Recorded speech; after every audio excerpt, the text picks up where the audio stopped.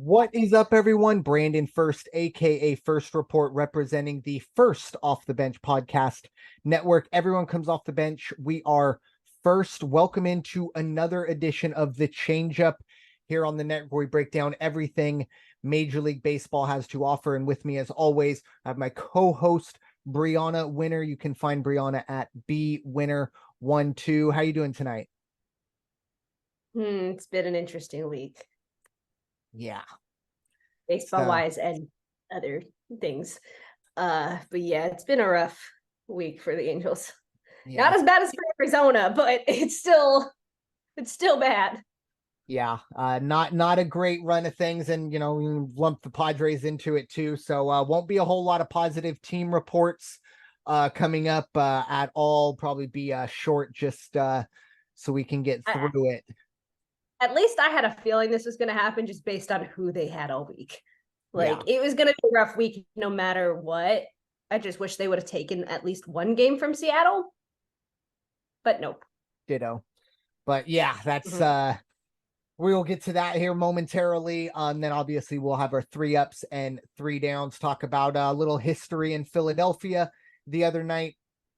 And even some Oriole news, not the ones you've been expecting, but we are going to start with really the biggest news probably in baseball in a few months or so. A full-fledged and it happened after we talked about fighting. Exactly. We talked, I think last week we talked about, for the most part, baseball fights are a lot of maybe pushing and loud noises, blah blah blah.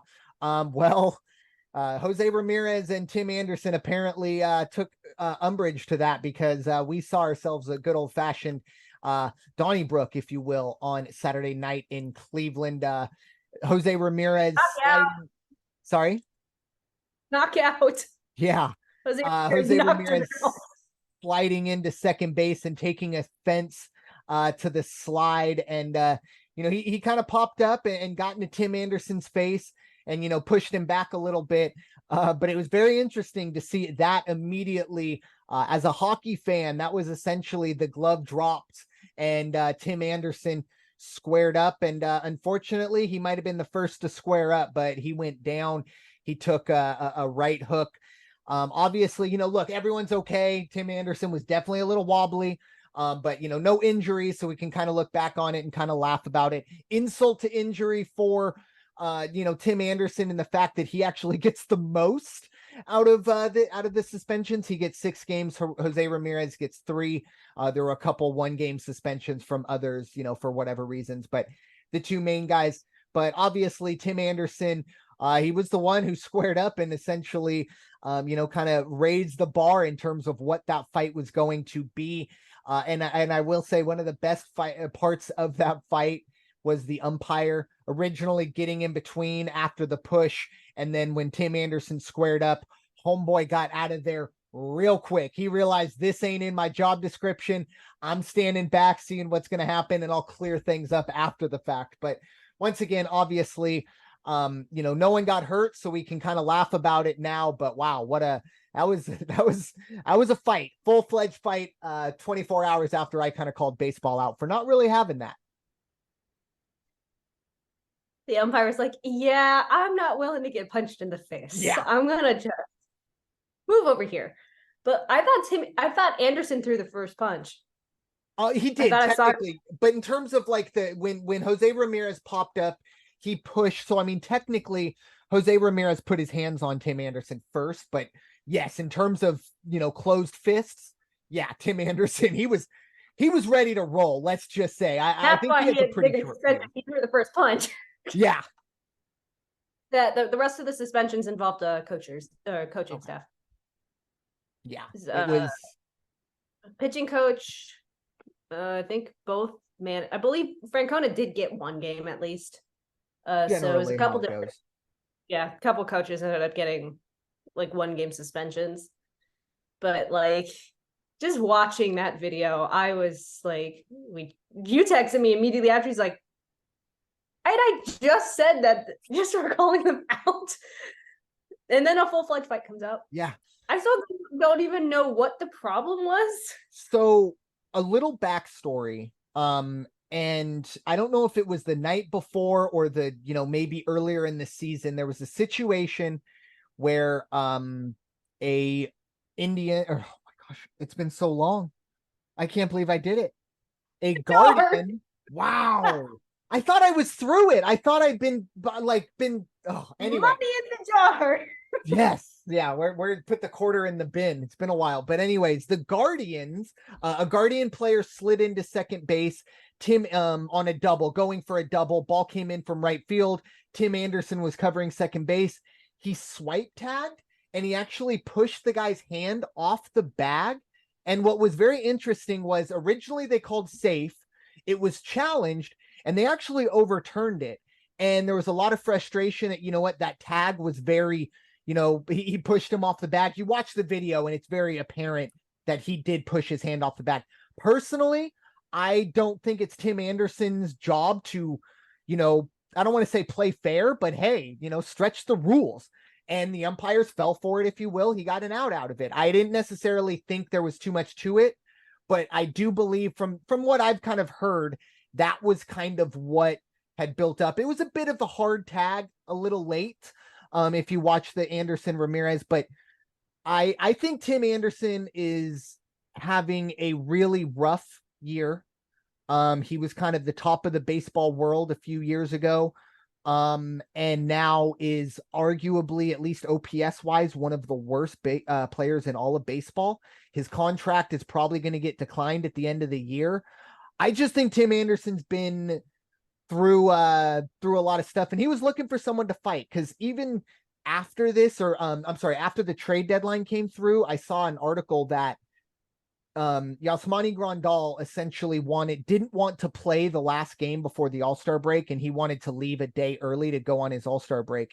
And Tim Anderson had some very choice words. And now, once again, this was an article. I don't have the source for it, but you can Google it and find it. Essentially, Yasmani Grandal walked up and I don't remember if it was a slap or it was something to the face of Tim Anderson, apparently, while he was in the hot tub. So I think it's been building for Tim Anderson, or at least his frustrations. And I just think the frustrations of both of these teams, even for Jose Ramirez, he's a really good player on a team there's no one else in that lineup. And I just think it was a lot of frustration.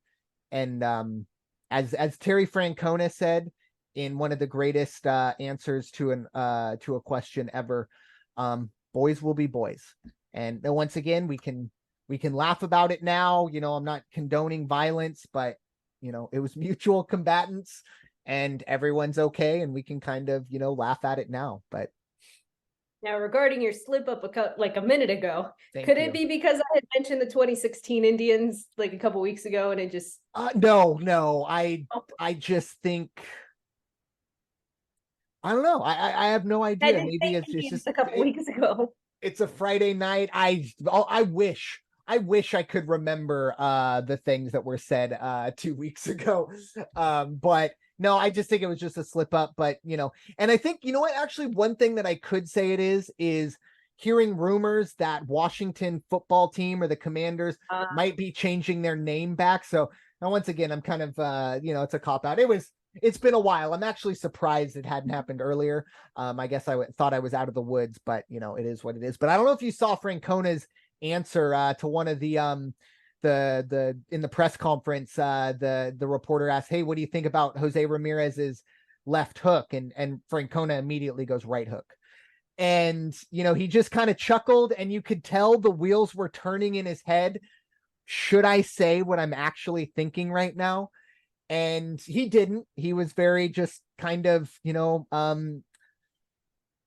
it's not funny, but it kind of is. And then that's when he kind of said, well, boys will be boys. But it was a good minute of him. You could tell him debating internally on whether or not he really wanted to be full disclosure on that. But it was, once again, everyone's healthy. We can look back on it now and kind of laugh about it. I don't know if those two individuals are going to laugh about it. And I do know they have more games coming later in the year, so keep an eye on that. But I think everyone will be, highly warned when those two teams get back together. But I don't know if Tim Anderson's going to be dropping the gloves as quickly next time. But Who knows going forward? It'll be definitely something. Probably the only interesting thing in the American League Central coming down the stretch, if we're being completely honest. But with that being said, time to switch things up, switching our attention to Baltimore and the situation, not on the field. Baltimore playing really good ball, still in first place, looking like maybe the best team in all of the American League.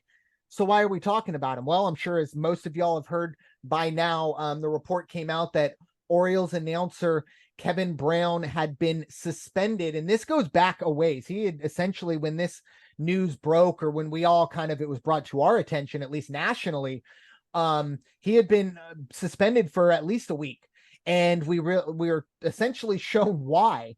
And I challenge you to watch it. The first time I watched it, I thought maybe I missed something or I misheard something, because when you see this is what Kevin Brown was suspended for, I'm thinking, he said one of those words you're not supposed to, or, made a joke that really wasn't supposed to be made on that, platform. No, he just pointed out that the last 3 years, the Baltimore Orioles haven't been very good, but this year they are. And then he got suspended. And now, with that being said, the backlash has blown up, and he is back tonight. Probably announcing right now, but that's probably just because of the national reaction. And I'm kind of interested to hear what Bryanna has to say. Obviously, you're in that kind of media side of things. Obviously, print media different than this side of it. But what are your thoughts on the whole thing? Very unfortunate that that's what we're talking about Orioles wise right now. The Orioles don't play for a couple hours, but okay. Oh boy. There's a lot to unpack with this, because wasn't he like a replacement for somebody that had gotten suspended earlier on? And he actually had to fill in one time during his suspension because they suspended someone else for something similar to this. It's scary. It's like the owner just doesn't want to be reminded of the fact that the Orioles were utter trash. And I could have said other words, but that is going to be my best description of it. They were trash. And he probably just doesn't want to be reminded of it. So, but at the same time, you're like, you want to show the progression. You even high school sports, no matter what, you want to show progression, whether it's getting better on the field or just between the last 2 seasons. It's just everybody wants to see those stats, what they've been able to do between the 2 years. Because look, we didn't think that Baltimore was going to be this good this year. We thought they were going to be at least 3. They weren't going to be the worst. We knew they weren't going to be. We knew they weren't going to be the worst. That we gave to Boston, but yeah, it's just insane to think that you would fire somebody for just pointing out the fact that, look, they were trash for the last I'm going to say decade, and now they're actually about decade. Now they're and now they're leading the American League East, and possibly, I believe, the entire American League as well. Because look, Texas is close, but I don't think they're close enough.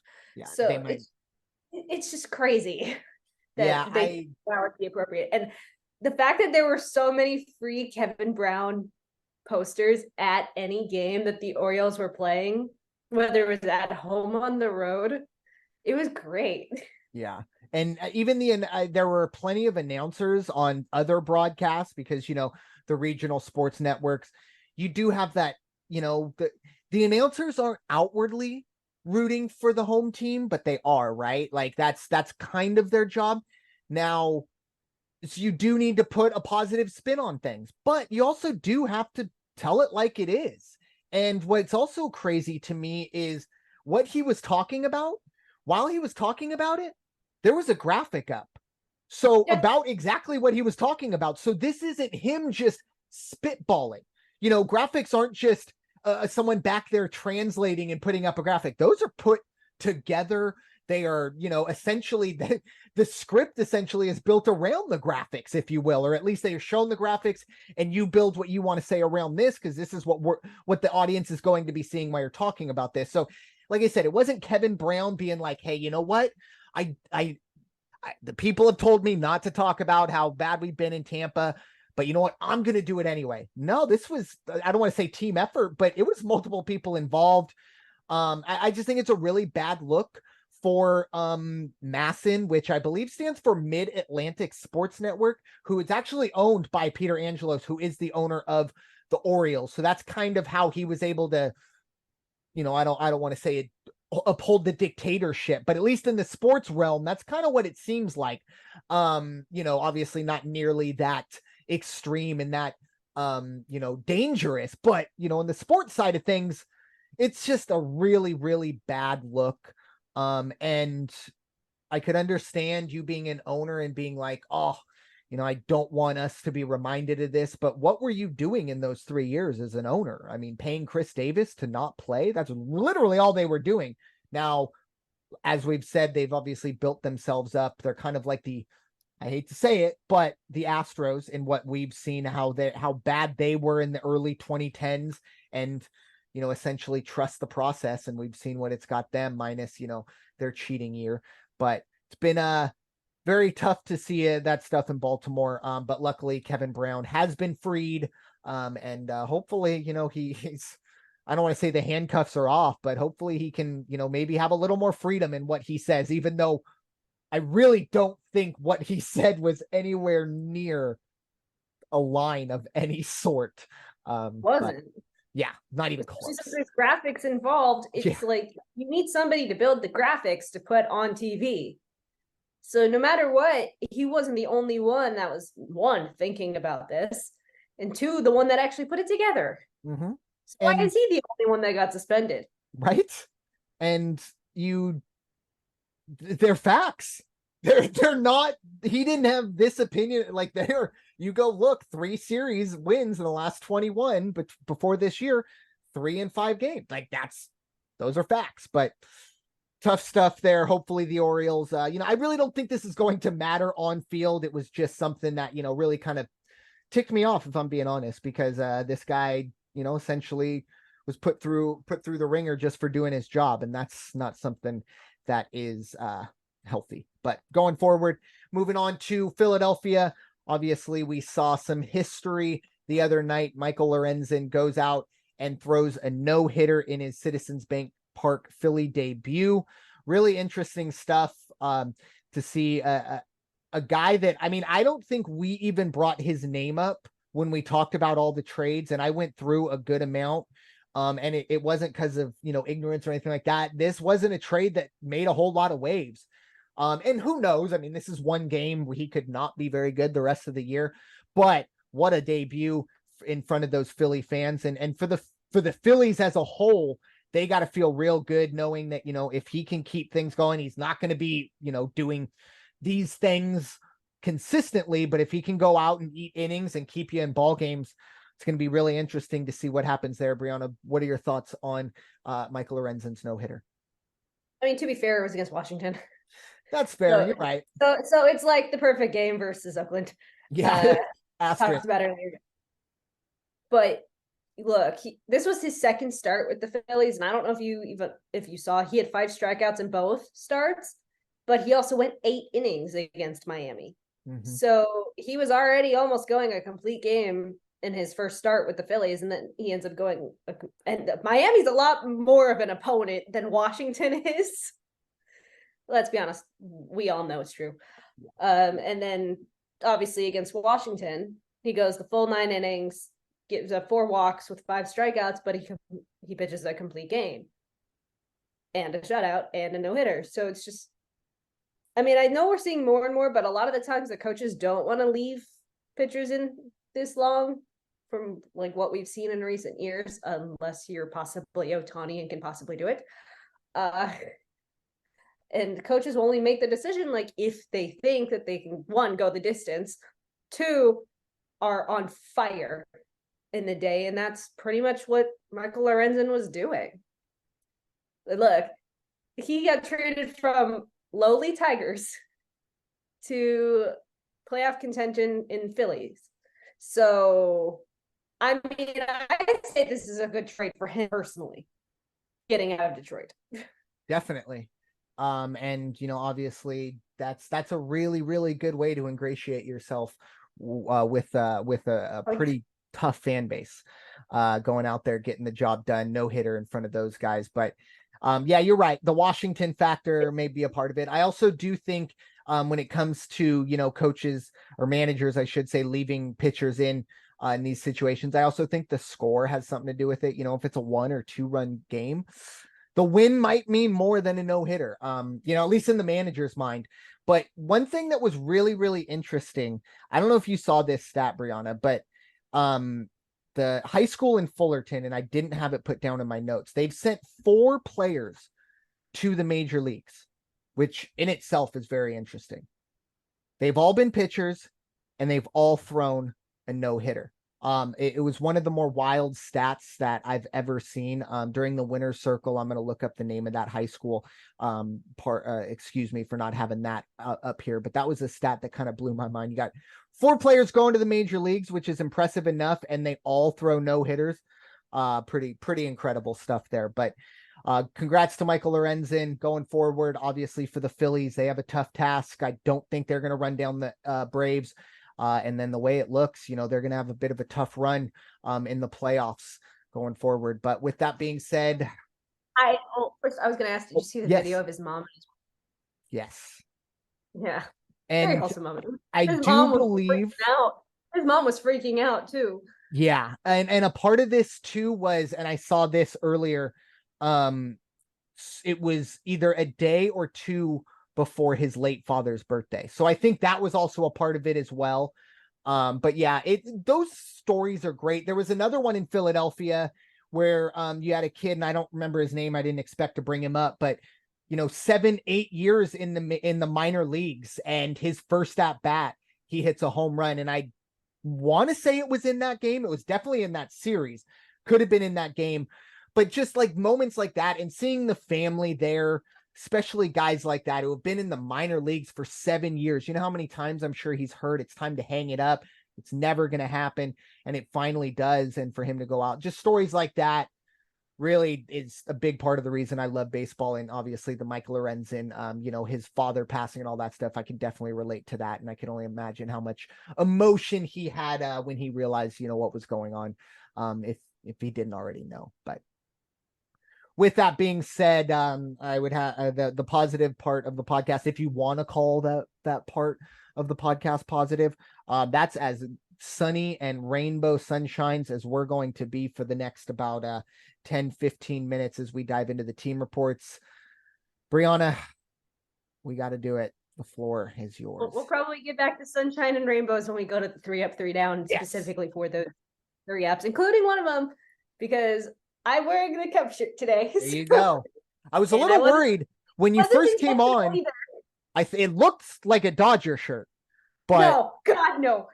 I know, but just if you can't see the logo, it's a little deceiving. There you go. Now we're good. There it is. It wasn't intentional either, and I did get this at Wrigley, by the way.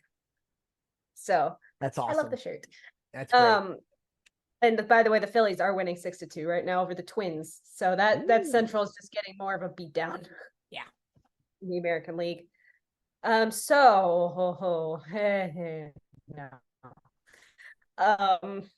They're still in fourth. They were on a 7-game skid before Tuesday's win against the Giants. Look, they got swept by the Mariners, including one in the 10th inning. It's been a rough week. In Tuesday's win over the Giants, Brandon Drury ended up having 3 hits. Giolito won his first home start as an Angel, which I'm happy to see, because not only do I have him on my fantasy team, but the Angels really needed it. And then obviously they won Wednesday as well. Ohtani pitched his 10th win. And unfortunately for the Angels fans, he's not pitching against Houston in this current series. He's not going to pitch again, at least until Wednesday, which is the last game of the Texas series. And after Texas, the series at Texas, they're going to be home for the weekend against the Rays. So the schedule's still not easy. No. And that's pretty much all I have, because it's not great.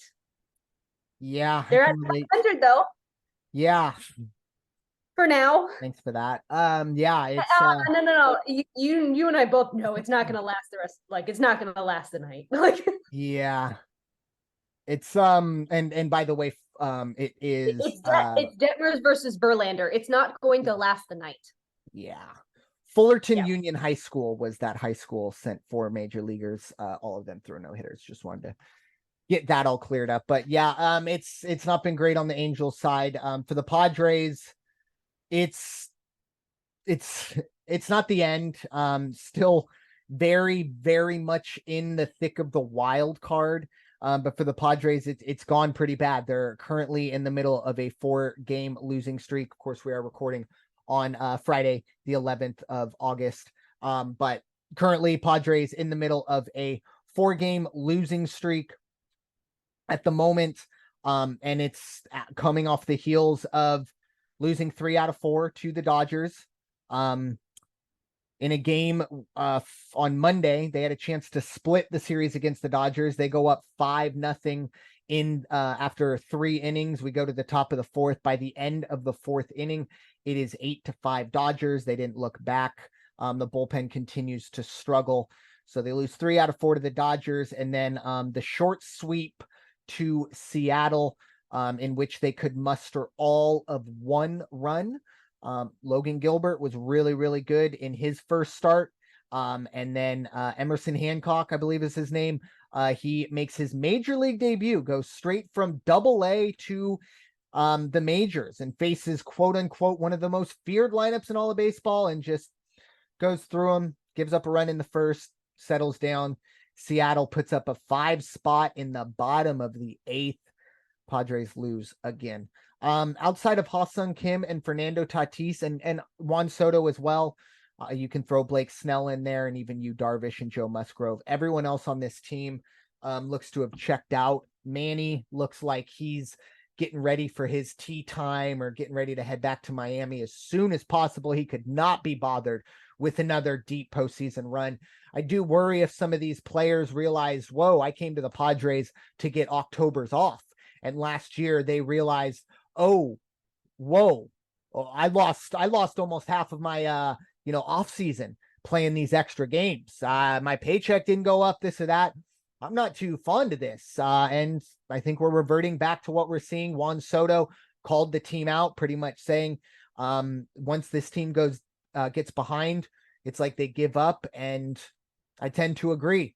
I will say, the 1 game against the Dodgers that they did win, they did come from behind, but that's not nearly enough to kind of see that rolling.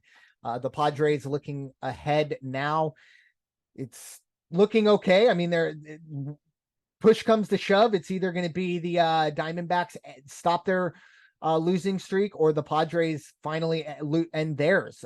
They have 3 games set in Arizona starting tonight, and then Baltimore for 3 at home, a 4-game set against Arizona at home, and then 3 against Miami before they get an off day on the 24th of August. So it's not going to get any easier. Once again, a 3-game road trip in Arizona against a team that is struggling, yes, but nobody busts streaks like the Padres, especially negative streaks.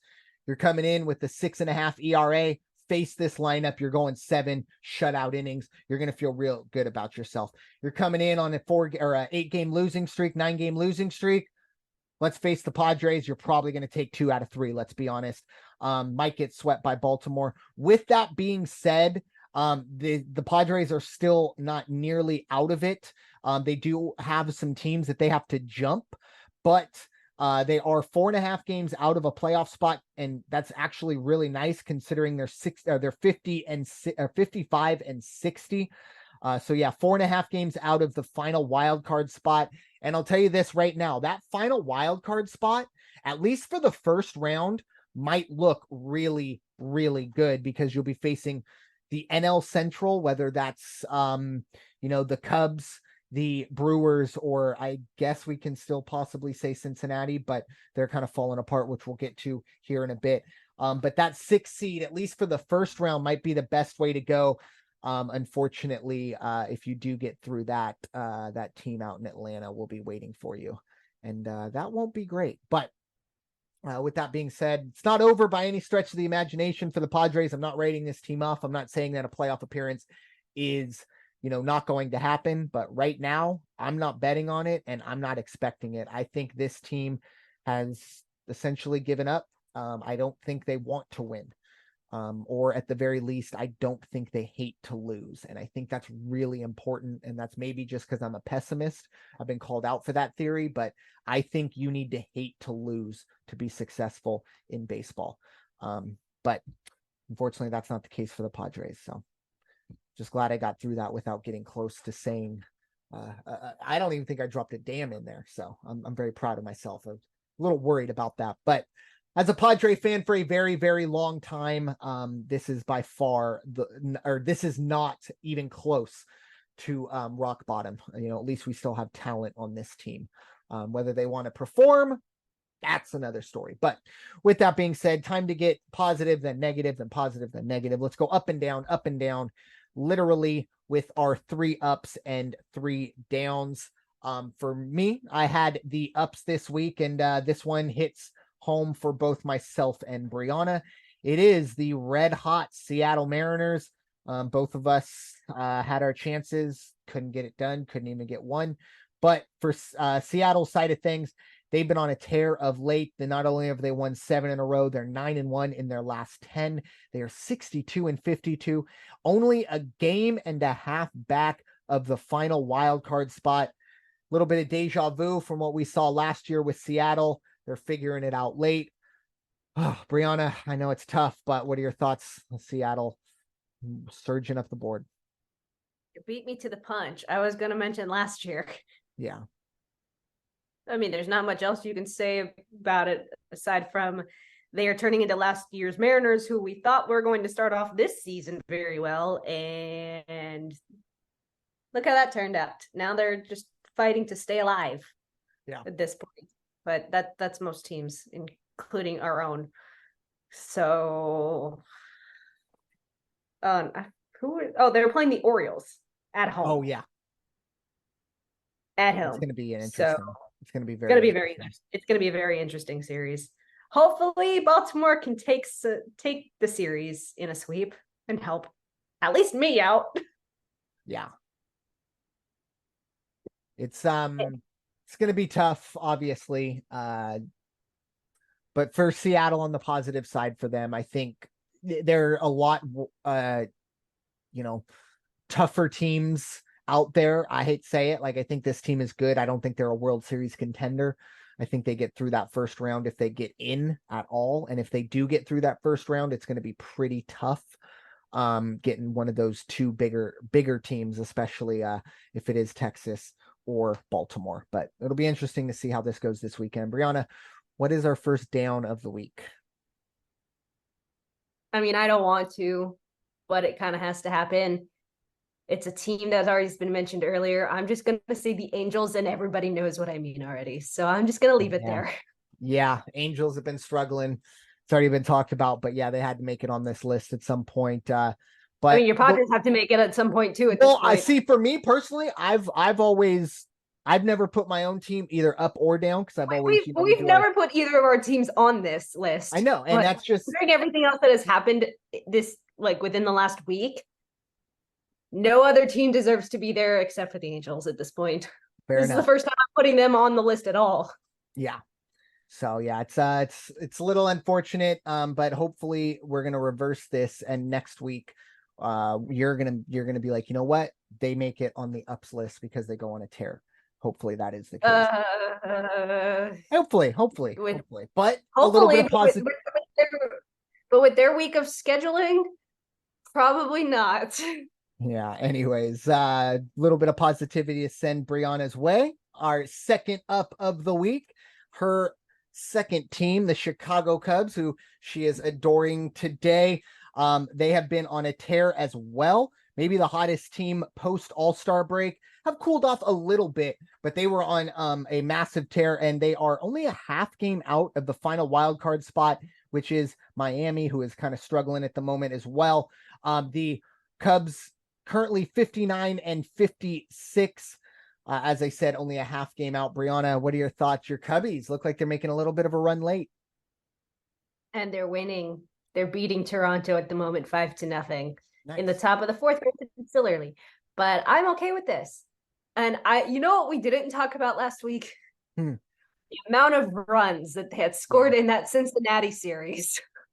Yeah, that was it was like what, 40, like 30 to 40 runs, somewhere in that range against the Reds, historic, who were leading.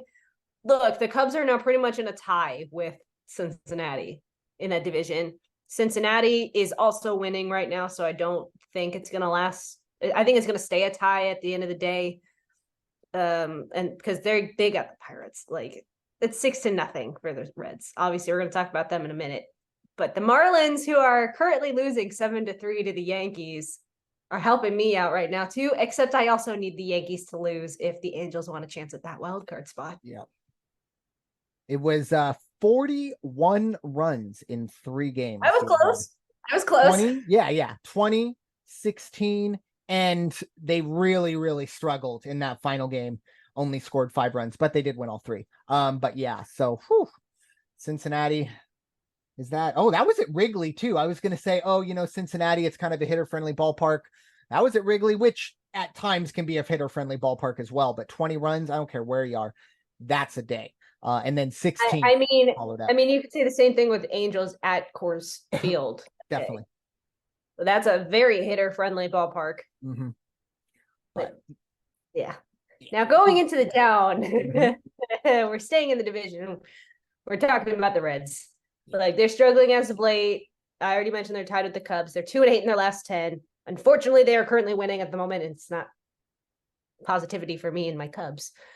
But look, considering how Cincinnati had been doing in recent weeks before they faced the Cubs, they were doing pretty well for themselves. The Cubs were stuck in 4th for a while. But after that series, again, the Cubs have been on a tear while Cincinnati is just falling flat on their face. Yeah, the luster of Ellie De La Cruz, who is a very, very good baseball player. He was really kind of carrying that way through. And I think the schedule has kind of caught up with them. And obviously, that's how I feel with the Angels. Yeah. Pitching side of it, really struggling. And for Cincinnati, I think they've already overachieved for what I expected, which, is kind of crazy. Considering, they're only 3 games above 500, but they got on a tear early, about mid-season. And this is kind of the boomerang effect. Still only a half game out of a playoff spot, as you mentioned, with the Cubs. Not as a Cubs fan, you're probably not cheering too hard for Cincinnati, but only a half game back. And, for me as a Padre fan, I'm not cheering for any 3 of those teams in front. So hopefully we see something move there. And, who knows, maybe we see the Cubs and Padres sneak in.